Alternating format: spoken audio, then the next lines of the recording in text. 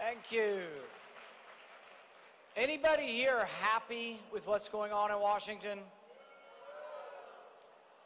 Well, if it's any consolation, I kept them up till 3 in the morning, haranguing them and telling them, you know what?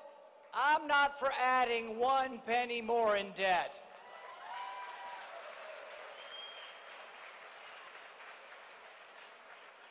Here's what frustrates me. We elected a Republican House, we elected a Republican Senate, and what do we have to show for it? Nothing. The debt continues to rise, the spending continues to rise. In fact, this deal was put together by the Republican establishment and President Obama. What does the deal do? It allows President Obama unlimited ability to add debt in his last year. Anybody think that's a good idea? The right and the left got together, and this is important to understand because it also goes to the uniqueness of my candidacy. The left wants more welfare. They want more domestic spending. But some on the right say, oh, we've got to have more military spending. So you know what? They both get together and they raise both. But as a consequence, we go further and further into debt. And some say, well, military is important. Sure it is. It's the most important thing we do in Washington is defend the country, and I will do whatever it takes and spend whatever it takes to defend our country.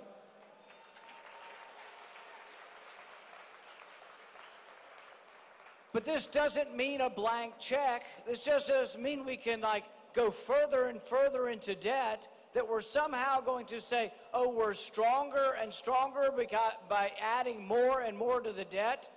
I don't think that we project power to the world. I don't think we project strength to the world if we're doing it from bankruptcy court. So you have to look at spending across the board, and if you say to yourself that you're a fiscal conservative, you have to be conservative with all money, whether it's military money or domestic welfare. The compromise in Washington is going in the wrong direction. The compromise in Washington is to raise all spending. What we really need is a compromise where we cut spending and hold the line all the way across the board. All spending has to be conserved.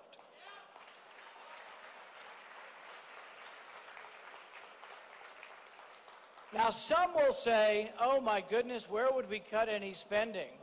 How can we cut any spending? I'll give you a couple of examples.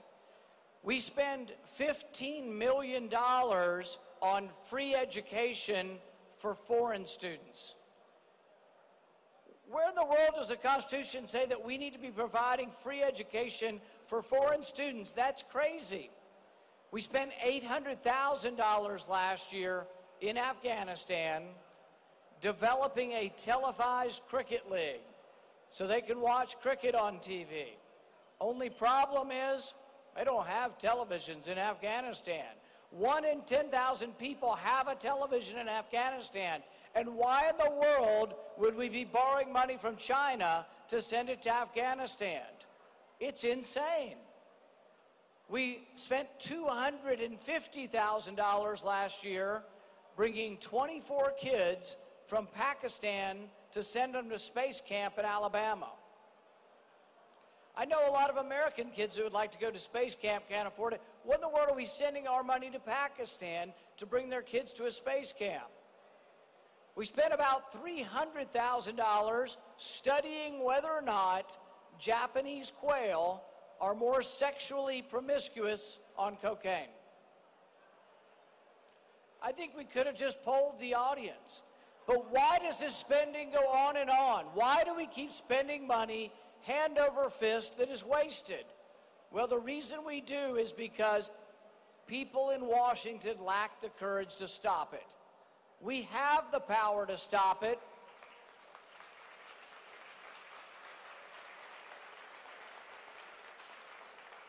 Spending automatically expires every year. So when they tell you, oh, we don't have the votes to defund Planned Parenthood, hogwash. It's not true. Planned Parenthood's funding expires like all funding expires at the end of the year. I say, let it expire and tell the liberals to start it up again.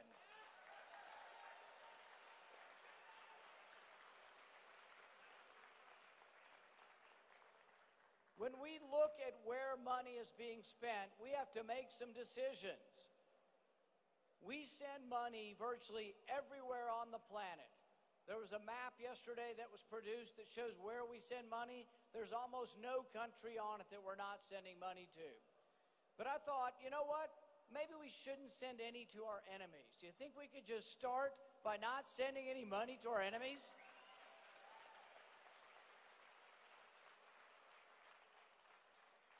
How out of touch is Washington, though?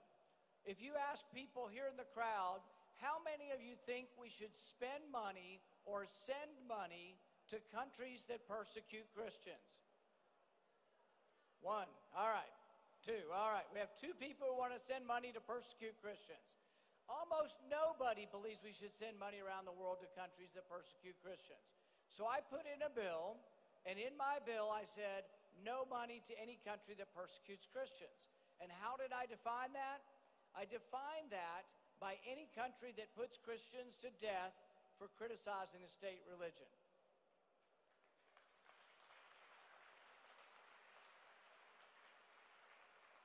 But here's the problem. When I introduced it into the Foreign Relations Committee, do you know what the vote was? 18-2 to continue sending your money to countries that persecute Christians. They just don't get it, and that's why I'm a big proponent of limiting all their terms. They all need term limits.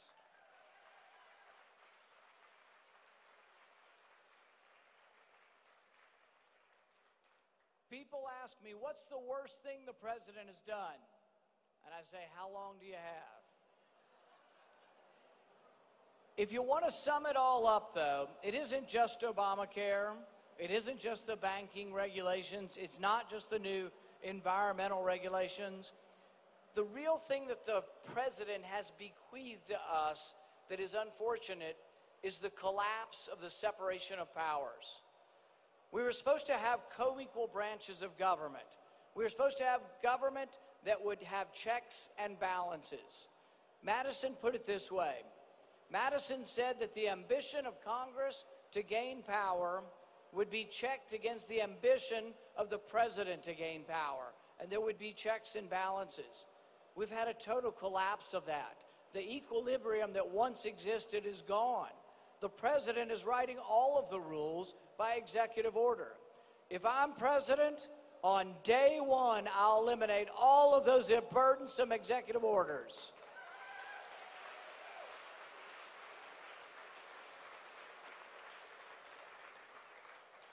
If we want to win again, if Republicans want to win the presidency, we need to not only figure out who we're going to nominate within the primary, we need to figure out who can best win in the fall. You see, Iowa isn't just about the Republican primary. Iowa's become a tough state to win. We lost the last two times to President Obama here. We lost in New Hampshire the last two times. We have to decide, what is it going to take to win again? There are 18 states that we haven't won in 30 years. How are we going to win those states again?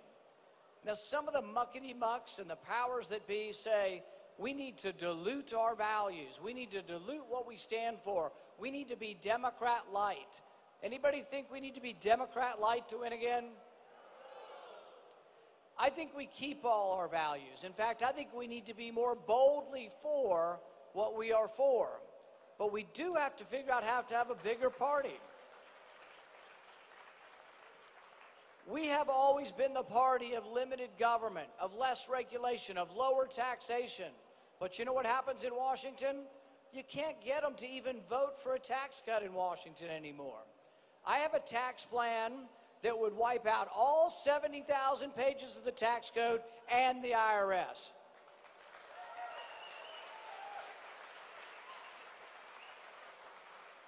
My tax plan would have your tax return on one simple postcard, one single rate for business and one single rate for individuals. But my tax plan does something that they're afraid of in Washington, both Republicans and Democrats.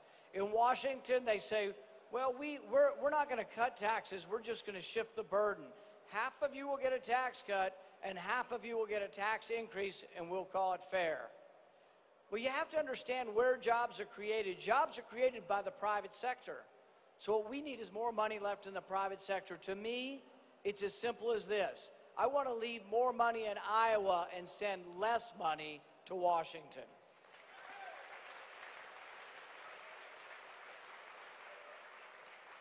If we want to win again, we need to broaden our horizons. We need a new and bigger party. So what I've been saying as I've traveled the country is that what we need to become is the party of the entire Bill of Rights.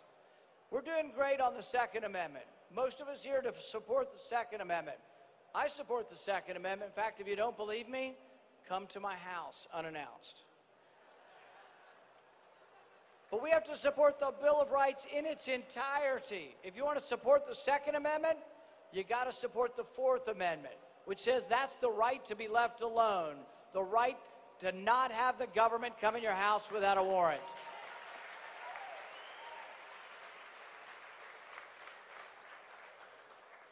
We need to defend the entire Bill of Rights. What does the Ninth Amendment say? Most people forget about the Ninth Amendment, but the Ninth Amendment was one of the most important parts of the Bill of Rights. In fact, the Bill of Rights would have never passed without the Ninth Amendment, because many of the critics said, well, if you list certain rights, the people will think that's all of the rights, and they'll think that that's a complete listing. So the people who put the Bill of Rights on the Constitution said, we need to make sure they know this is just the beginning. It's an impartial or incomplete list of your Bill of Rights. So the Ninth Amendment says those rights not listed are not to be disparaged because your rights come from your Creator and they are unlimited.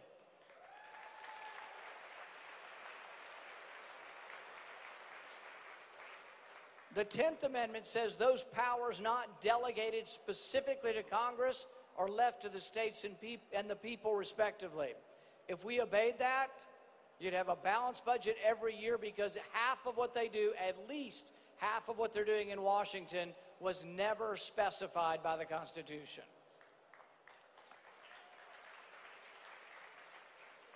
If we want to broaden the appeal of our party, if we want to be the party that becomes big enough to win Iowa again, big enough to win Illinois, Michigan, Pennsylvania, all of these states that we haven't been winning, we need to bring new people in. And what I've been talking a lot about is the Fifth and Sixth Amendments. The Fifth Amendment says that the government doesn't have the right to take your property. The government cannot take your property without due process. And you would think, well, who could be against that? Well, we've had this debate with Mr. Trump, because Mr. Trump, that's part of his business model, is to take property through eminent domain for his casinos.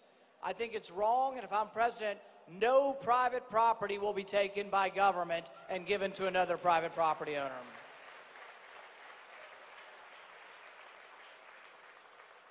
The Sixth Amendment says that you have a right to a trial by jury, and you think, well, gosh, who can be against that? Well, I've been at the forefront of trying to defend your right to a trial by jury, but I can tell you some of it's slipping away.